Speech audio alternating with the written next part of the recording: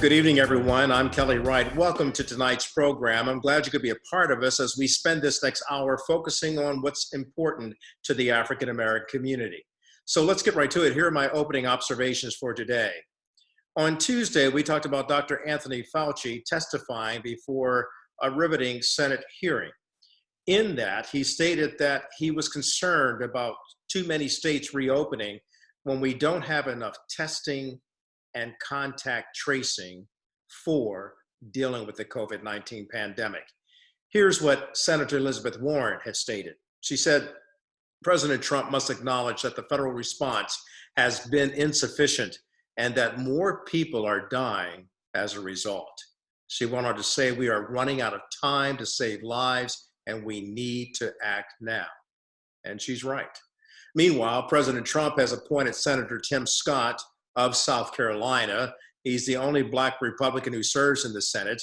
The president has appointed him to lead a delegation, or at least to deal with the disparities that have caused the African American community to be hit very hard by the COVID-19 pandemic. Again, I go back to what Senator Elizabeth Warren has stated. Now is the time for doing what is right to save lives and to save the Black community. And those are my opening observations. So joining me now on the program is Dr. Benjamin Chavis. He is the president and CEO of the National Newspapers Publishers Association, Black Press USA. And Doc, the reason why I wanted you on today is because I wanted to see what the 20 million readers will be reading when they begin to look online or look into their local newspapers of the Black press in terms of what happened on Monday during the Senate hearing when Dr. Anthony Fauci and three other members of the health team for President Trump's coronavirus task force spoke. Because what I heard is that they are unsure about moving forward with the reopening because they don't have enough confidence in the testing and the contact tracing. Well, thank you, Kelly. And on behalf of the National Newspaper Publishers Association, we're always very pleased to be on the Kelly Wright Show of the Black News Channel. Thank you. The NNPA, we were at the hearing, the Senate hearing, and of course, the key testimony came from Dr. Fauci. He served many different administrations, many different presidents.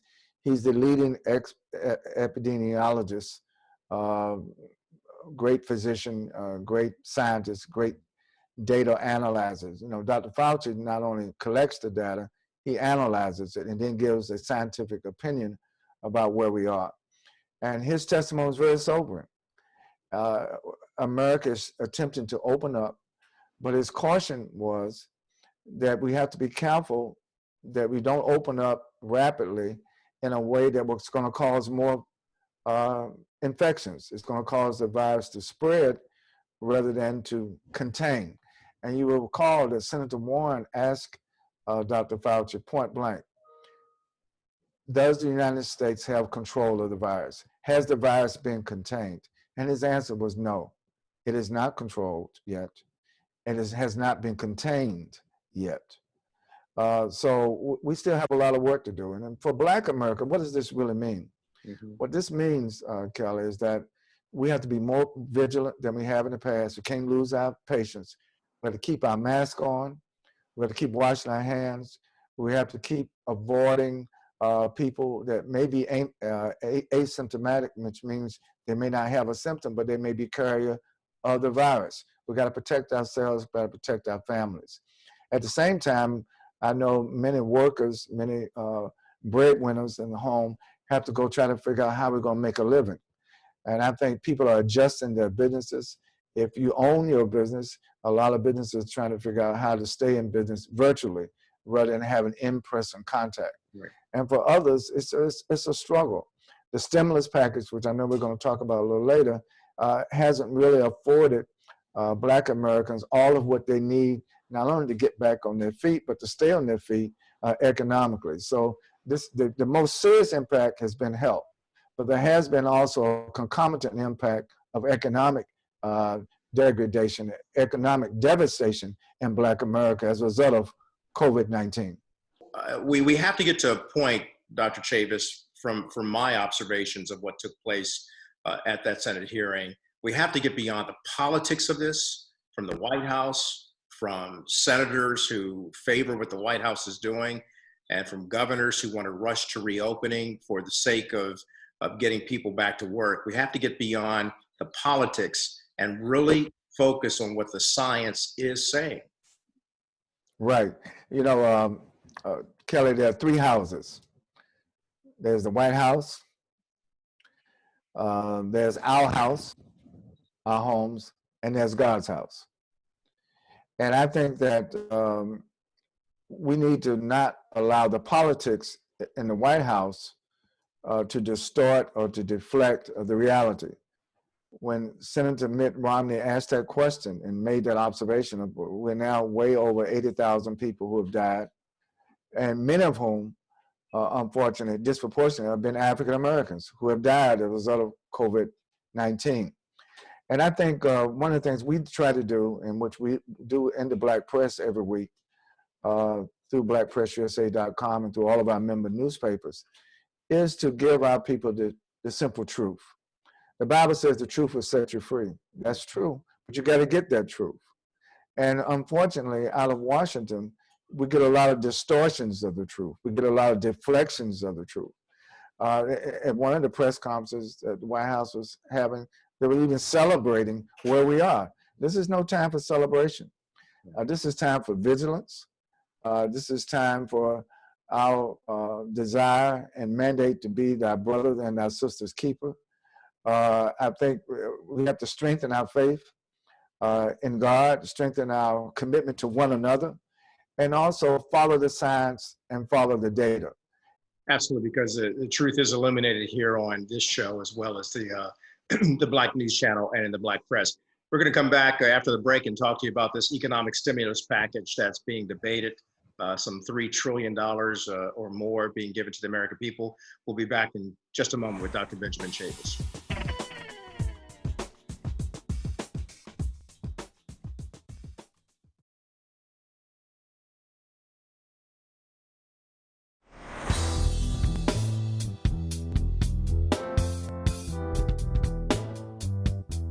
Welcome back to the program. So I'm talking to Dr. Benjamin Chavis, who is president and CEO of the National Newspapers Publishers Association, the Black Press USA.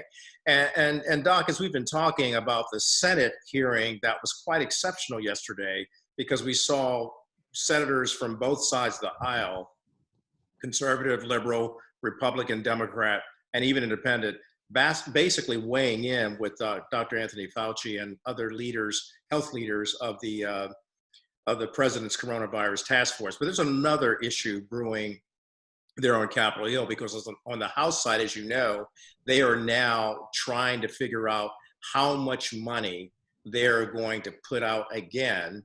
And they're asking for this money to go directly to the American people.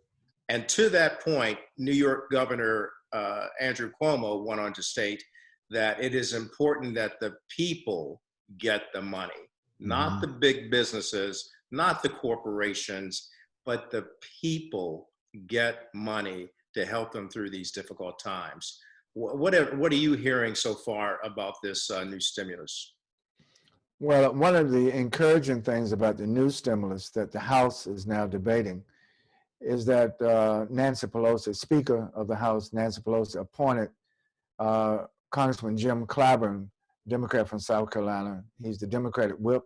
He's the highest ranking Black in the Congress of the United States. He's now chairman of the House Select Committee on COVID-19, which means he has oversight over the $3 trillion that has been put out in terms of stimulus. So we have to make sure, and we're going to be working very closely with the Congressional Black Caucus and with Congressman Clyburn, that as this legislation is fashioned, that we want to make sure it goes to people who are in greatest need, African-American businesses that are in greatest need, institutions, HBCUs.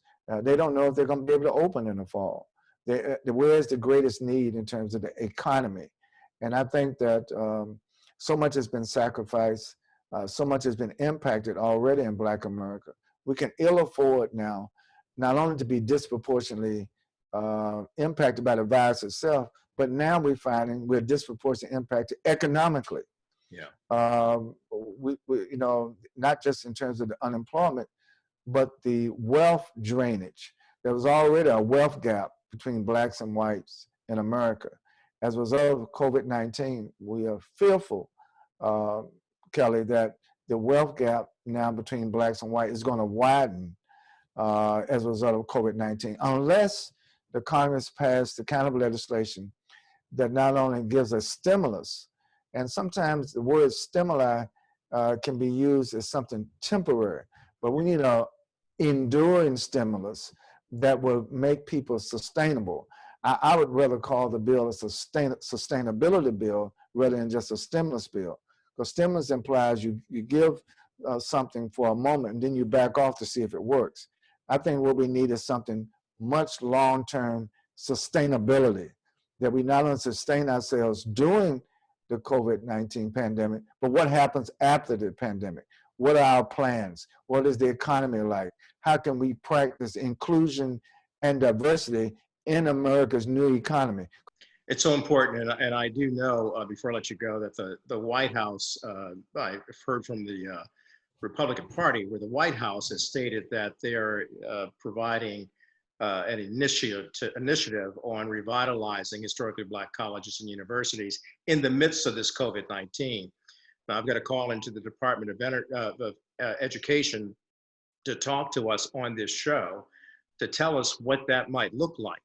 To that end, one would arguably say it has to be more than what's already been provided for, to make sure that we not only suffer but grow. We can't suffer in the educational gap. We have to grow these institutions that have been part of our community and educating our people for so many years. We can't afford to lose HBCUs. If you were talking to the President of the United States and his initiative on HBCUs, what would be your advice?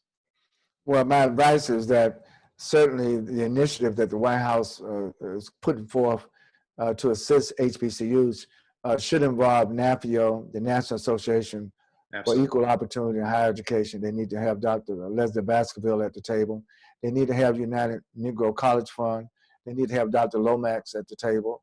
The Thurgood Marshall College Fund, they need to be at the table as we jointly come up with a plan, not only just to rescue or to get a stimulus to HBCUs, but how to have sustainability. That is the issue. Financial, economic, institutional sustainability of our historically Black colleges and universities. A lot is at stake. We certainly want the Congressional Black Caucus also to weigh in on this. Dr. Congresswoman Adams from Greensboro, North Carolina, Democrat, she's has a task force within the CBC on HBCUs. So all these various entities need to be at the table as the White House. I think I'm glad to hear the White House is recognizing that something has to be done for HBCUs during this pandemic. My question is, I want to make sure that it's adequate, that it leads to sustainability, and not something that just kind of puts a Band-Aid on a serious wound in our institutions. Right. That's right. Well, I absolutely look forward to having that conversation with any member of the Department of Education or the White House initiative. Dr. Benjamin Chavis, thank you for being part of the program today. And we will be back with more of the show after this.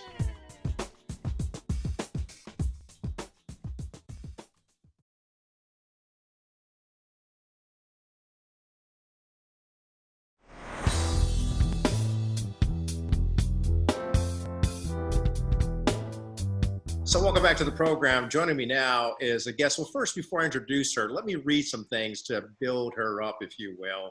I like what she says in a quote: "The best way to find yourself is to lose yourself in the service of others."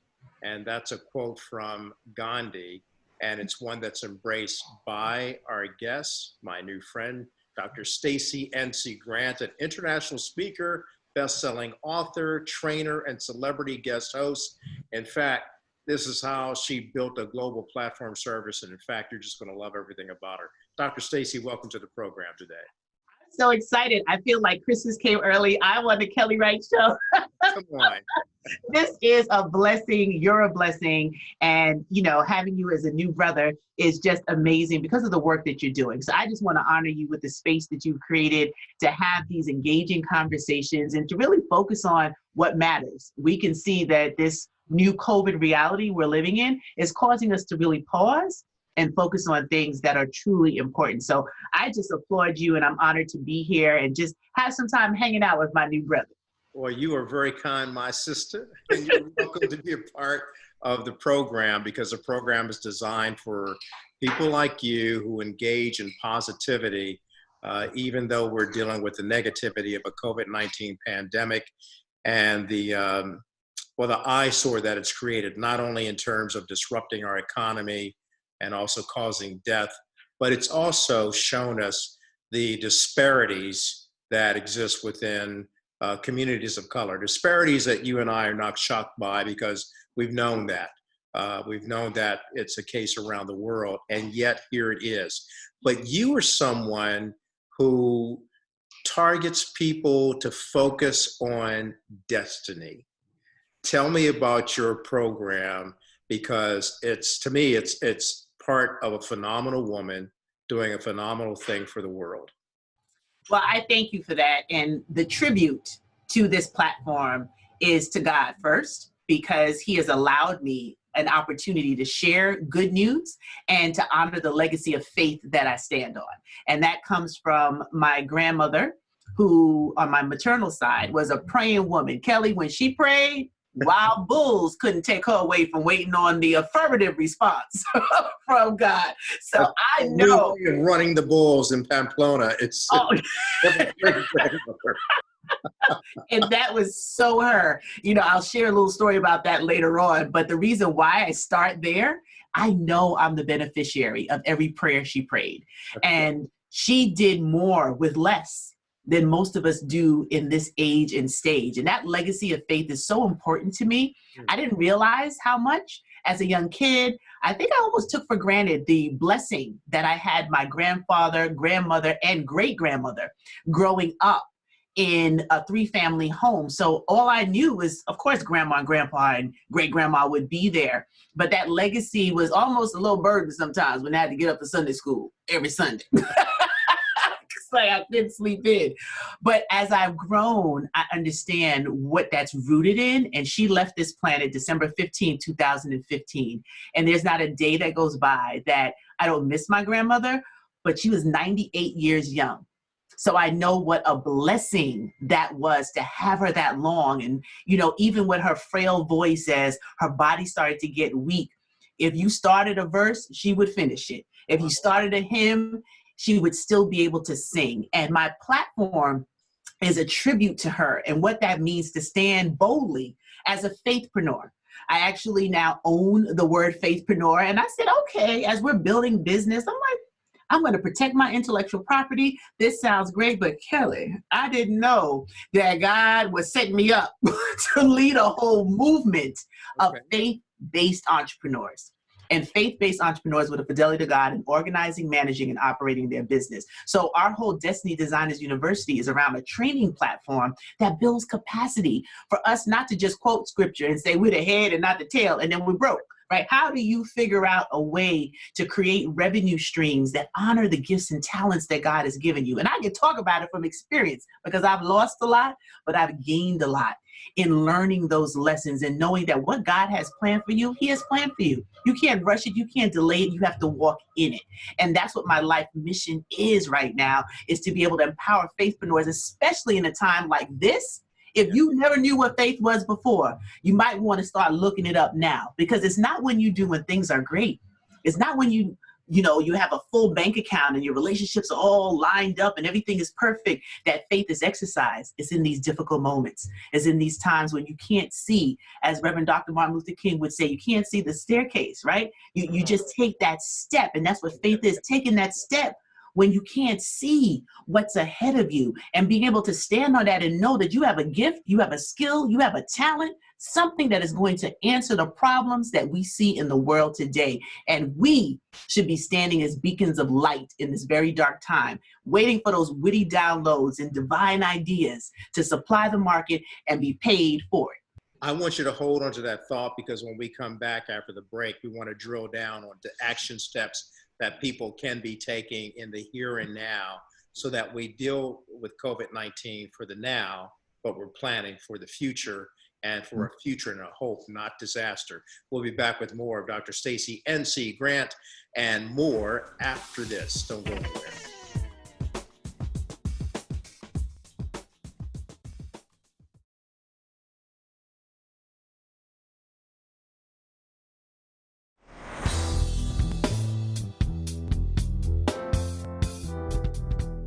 Welcome back to the program. So I'm talking to my guest, my new friend, my sister, she's doing so much out there to keep people inspired. And that's Dr. Stacey N.C. Grant.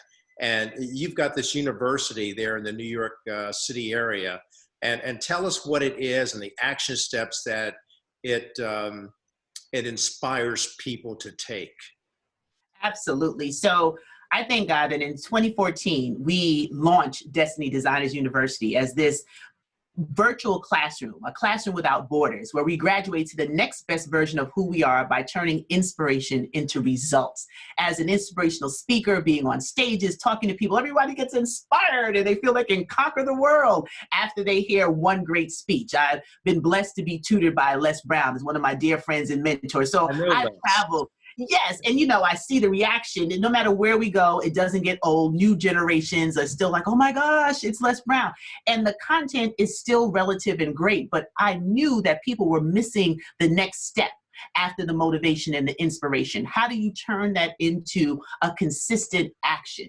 And Destiny Designers University understands it's now or never. Your dreams can't wait. We relaunched our online programming just a month ago, allowing people to take a self-directed course on what you need to do in our 3D development process. Discovery, discipline development, to deliverance. That there is a process to everything. There's nothing new under the sun. But I tell you one thing, consistent action over a period of time equals maximum results. That's one of our formulas. And if you're able to now be in a place where you can introspectively look at how you're showing up, I had to look at that too. There were certain things in business that came easy. It was natural. But there were other things like paperwork and all that. I was like, oh, somebody help me. So you have to be able to understand where your strengths are. How do you assemble a front row team? These are some of the lessons that we teach in Destiny Designers University that allows you to go to the next level of what God has in store for your life.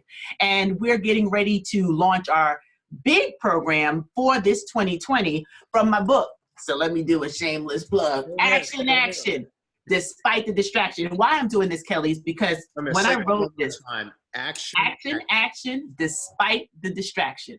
Okay. 7 life lessons on how to thrive and live your destiny now. I wrote that in honor of my grandmother. So I'm just tying back in our conversation to why this is so personal to me. When she died in December 2015, my world was rocked because I knew she was going to take her place in heaven at some point. I just didn't want it to be while I was still here. And that was selfish of me because my grandmother loved me. Some people might call it spoiled, but milk spoils, not people. She loved me. And she was my everything. And I'm like, Grandma's really gone. And my husband looked at me. He's like, guess you'll finish the book. So let me be real transparent. We started the book years before she passed. I had pre-orders, Kelly. Can I tell the truth and shame the devil? People had pre-ordered the book. They were like, oh, that sounds amazing. And we're building up the list. Book still wasn't finished. But in that defining moment, it was like the Holy Ghost fire was up under me, like, get your tail on the computer and finish this book. So it was my ability to make it a tribute to her. So August 16th, which is the day before her birthday, at Tuesday night, we launched Action Despite the Distraction, bringing in her birthday with the delivery of this book and the way God gave me the content. We might have to have a second show to talk about all the testimonies that came out of the distractions he let me live through to produce this as a weapon against procrastination. as a way to stomp on the head of defeat, move from that valley of procrastination to the mountaintop of completion. That is So fantastic. that's where we are. Stacey N.C. Grant, founder and creator of Destiny University. Destiny Designers University. Destiny Designers University, which means we can design our own destiny and keep moving forward. And action. Despite the distraction. Despite the distraction. Dr. Stacey, we're going to have you back on.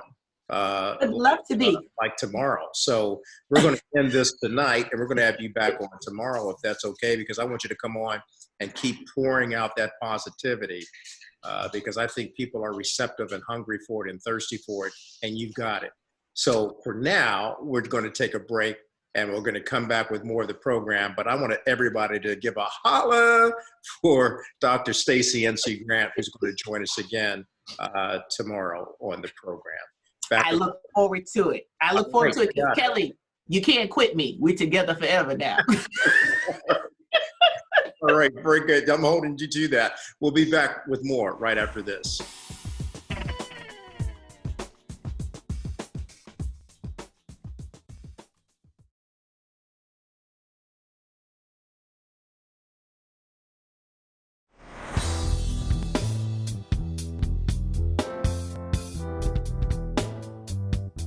Welcome back to the program. So now we're talking about strengthening the family, because I believe it really is important that we make families strong and stronger, because if the family is strong, therefore you're making great children who can be productive in the community. But a strong family builds strong communities. And certainly in the African American community and communities of color, we need to exercise our strength, not our weakness. So joining me now is George and Tondra Gregory of Journey for Life.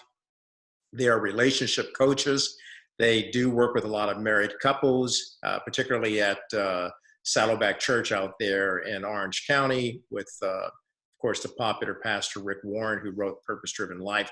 But guys, you also have done so many things on your own within the NFL. But let's talk about this, the craziness of people getting married today, because it's so hard for them to get married when we're socially distancing. I know that some couples have actually written me saying, hey, our wedding plans are off for right now because of this COVID-19.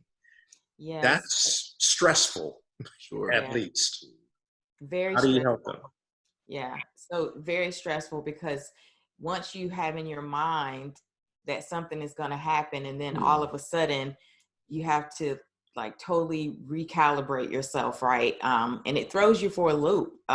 So because we work with a lot of pre-married couples, and we're doing a lot of pre-marriage counseling with couples to prepare them for their marriage, we've just had to counsel them through that disappointment, right? Of not having that dream wedding, and they've had to make some serious decisions. Some have decided to go ahead with their weddings and do it through a Zoom, right? And that's not their ideal.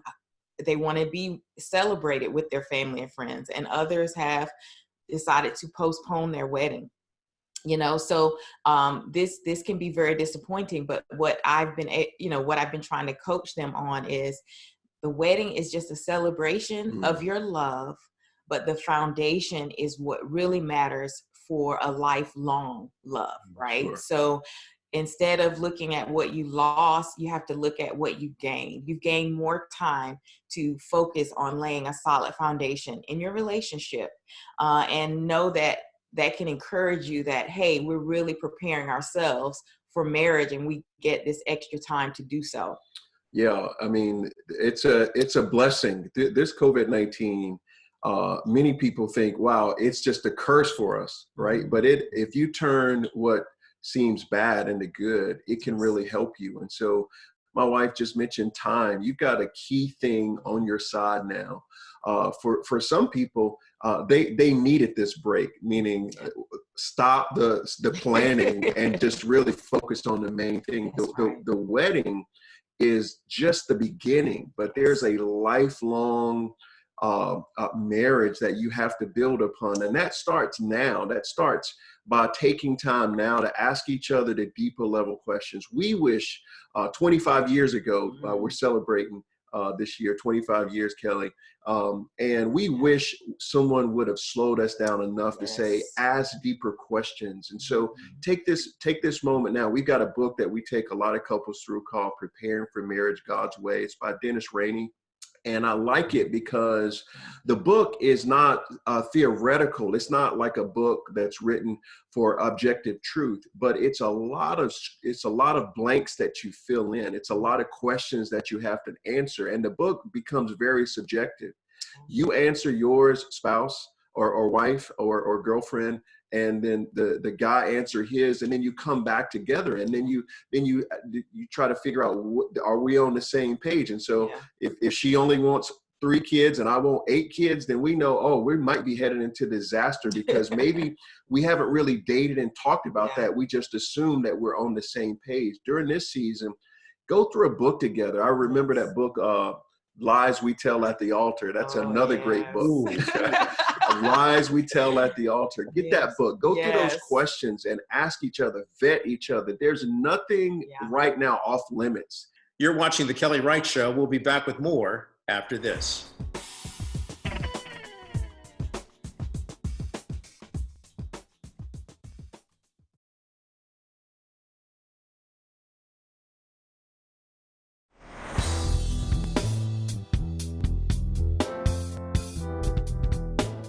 I want to ask you a question, though, and it may sound somewhat facetious, but do you ever run into any bridezillas?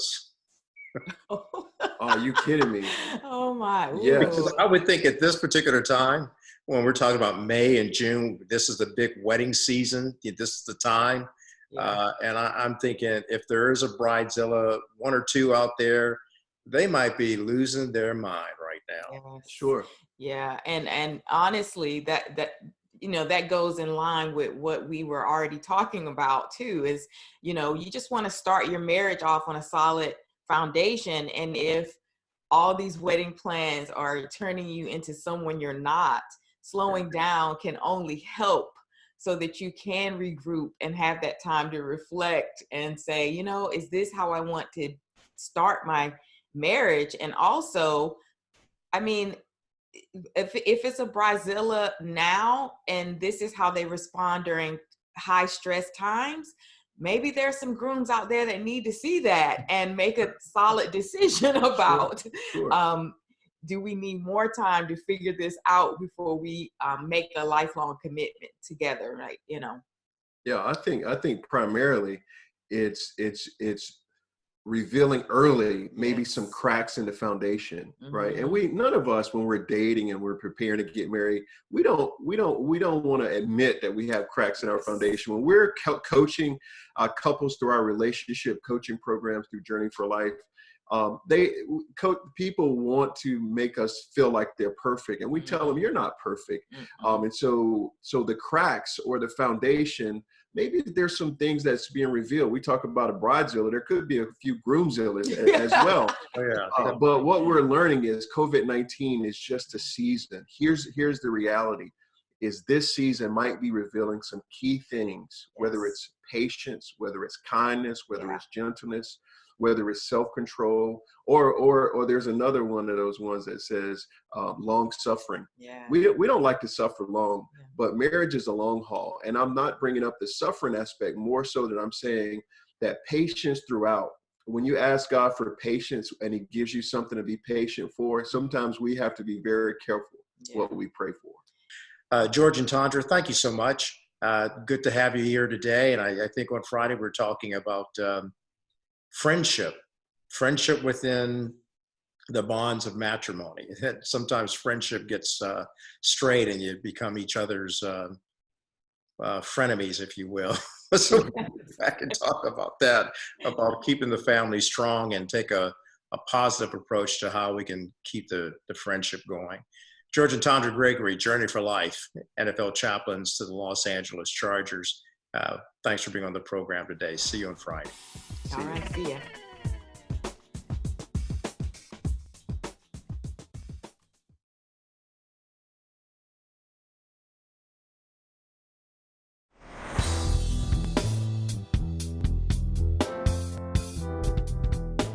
Well, welcome back to the program. Joining me now is a good friend, Alvin Fisher. He's a jazz flautist and does an amazing work with the flute. He's following in his own legacy, if you will, as he blazes the trail internationally with his music. But Alvin, you didn't start in music as a career, even though you studied it as a child. You actually got into director of technology at places, of all places, XM. Tell me about it. I was director of IT. I built their whole IT infrastructure for the company. And Wow. anyway, when we started building the studios out at XM, we built $1 million performance studio where we were going to. The idea was to bring in artists to perform live in the studio like they did back in the old days, you know, of the times before I was here, back in the 40s, where you would bring in the artists to the studio and they would record live and be on the radio. And so we had $1 million studio. Then we had another 80 studios in the facility. But anyway, they needed somebody to test out the sound and the engineering. And I said, you know what? I play flute. And they was like, what? It's like, well, bring it in tomorrow, Alvin. Let's see what we get. So I came in with my flute and we engineered the sound in the studio in there. And they were like, man, you can play, you know? So we started bringing the musicians in. A lot of famous people started coming to XM and a lot of unknowns started coming. And anyway, they would say to me, well, Alvin, you're the musician, not only the tech guy, but the musician. So give these guys a tour, you know? So I toured people like Chicago, BB King, you name it. Wow. Different groups. And anyway, I started playing again. And then my son was playing guitar. And he was like, Dad, come on, play along with me. And I started playing with him. And we started doing stuff, and then people like Norman Brown and Nick Corleone, and these guys are my friends now, but they started coming into XM and they were like, hey man, why don't you come on out and join us on the cruise? We're doing a jazz cruise. And so Yeah. I ended up playing on 5 jazz cruises, you know.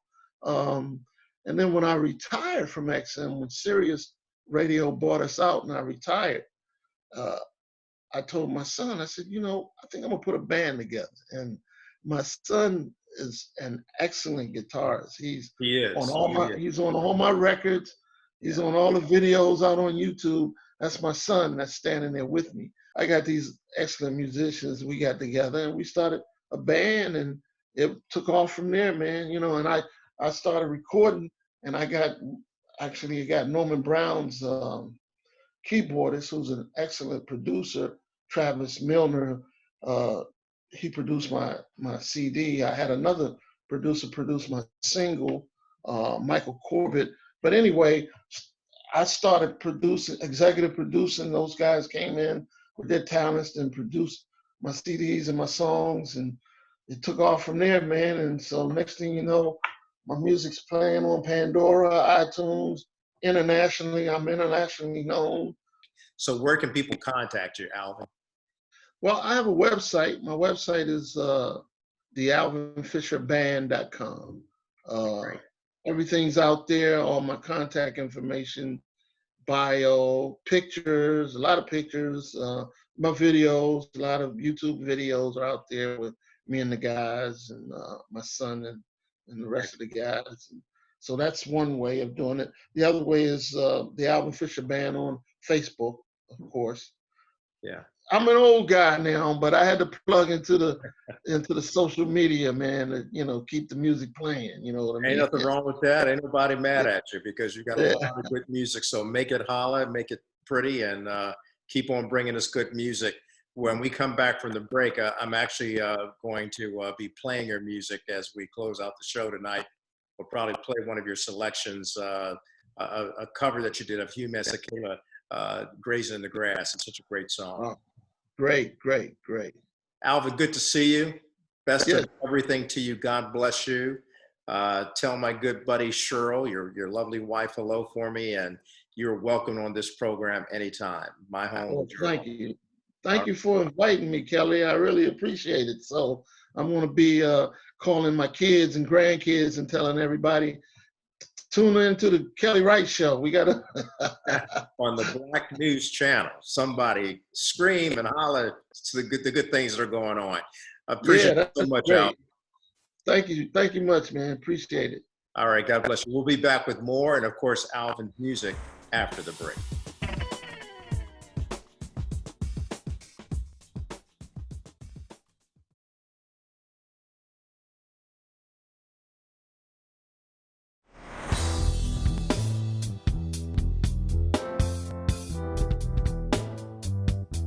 I want to thank all my guests for being a part of today's show. Hopefully you've been righted and ignited to keep spreading love, freedom, and peace. We leave you now with Alvin Fisher and Grazing in the Grass. Good night.